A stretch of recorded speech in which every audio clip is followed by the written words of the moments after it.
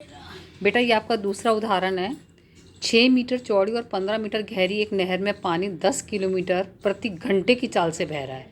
ये आपकी नहर है बेटा। नहर में लंबाई भी है, आपको पता है ना, लंबी नहर होती है और चौड़ाई भी है और साथ में पानी की ऊंचाई भी है, यानी गहराई भी है। तो ये क्या हो गया, नहर जो हो गया वो आपका एक तरीके से घनाभ की आकृति हो गई।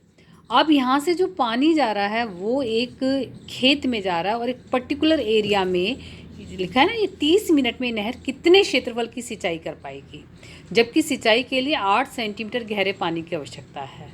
ठीक है, यानी जब आपका पानी पड़ेगा तो उस खेत में जो पानी डलेगा वो 8 सेंटीमीटर ऊंचा होना चाहिए। यानी फिर वही वाली बात है, खेत के एरिया में भी लंबाई भी है चौड़ाई भी है।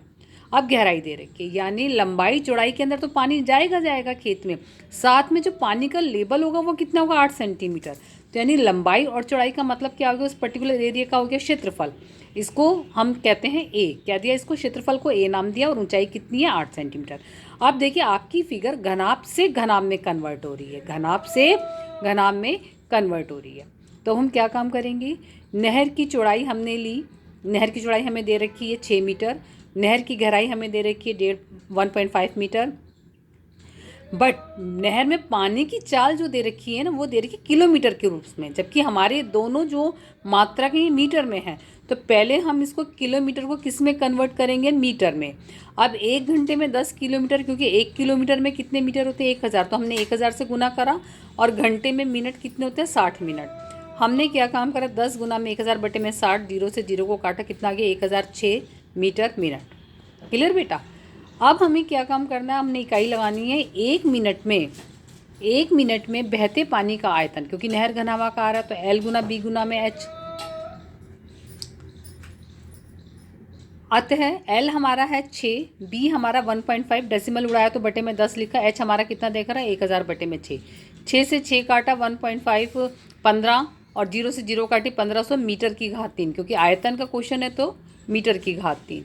अतः 30 मिनट में, 1 मिनट में इतना पानी का आयतन है, तो 30 मिनट में कितना पानी उस पर्टिकुलर एरिया में सिंचाई वाले क्षेत्र में जाएगा, तो 30 से गुना करेंगे तो हमारा आ गया 45,000 मीटर की क्यूब। क्लियर हो गया। माना ये नहर ए यानी इस क्षेत्रफल वाले भाग की सिंचाई कर पाएगी, ठीक है ना।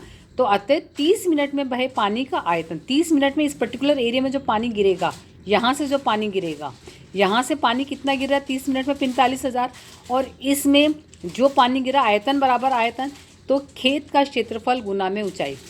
क्योंकि खेत की लंबाई चौड़ाई नहीं दे रखी है, हमें दे रखा है, वो पूछ रहा है हमसे वो कितने क्षेत्रफल को कवर करेगी, हमें सिर्फ दे रखा पानी का लेवल।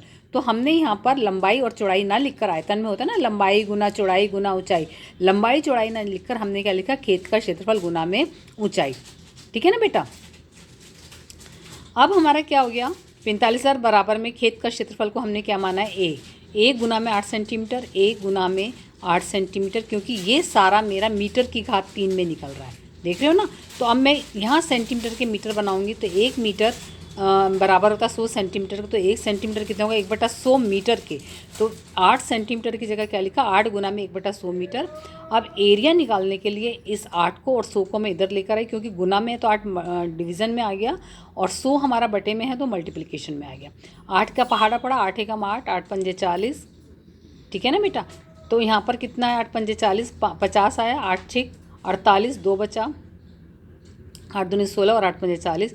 तो कुल मिलाकर मेरा कितना आ गया, 5,62,500 वर्ग मीटर एरिया में 30 मिनट में नहर द्वारा सिंचाई हो जाएगी।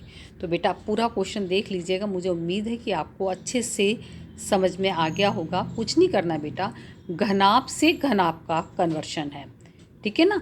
पर्टिकुलर टाइम के अंदर 30 मिनट में हमने देखा कि मतलब जो पानी है उसका आयतन कितना है, और वो पर्टिकुलर उसी सिंचाई वाले एरिया में भी उतना ही कवर करेगी लंबाई चौड़ाई ऊंचाई में। बस आयतन बराबर में आयतन करा घनाभ का, और इस तरह से हमारा ये क्वेश्चन आ गया। इंपॉर्टेंट क्वेश्चन है बेटा, ये आपका सेक्शन डी वाला क्वेश्चन है जो सेक्शन डी में आ सकता है। सो प्लीज़ बेटा मैं चाहूँगी आपसे, आप इस क्वेश्चन को एक बार नहीं, कम से कम 2-3 बार तो देख कर करें, और फिर 3 बार बिना देखे करें, ठीक है बेटा। तो ये हो जाएगा, इसमें कोई मुश्किल वाली बात नहीं है। ज़्यादा से ज़्यादा क्या होगा, एग्ज़ाम में सिर्फ रकम पलटी होगी, 6 मीटर चौड़ी या 15 मीटर गहरी की जगह 8 मीटर आ जाएगा या रकम पलट जाएगी। बाकी क्वेश्चन इसी तरह का आएगा। तो यही तरीका है इस तरह के क्वेश्चन करने का। ठीक है बेटा, अब हम नेक्स्ट वीडियो में हम आगे तीसरे उदाहरण को समझेंगे। मुझे उम्मीद है आपको समझ में आ गया होगा।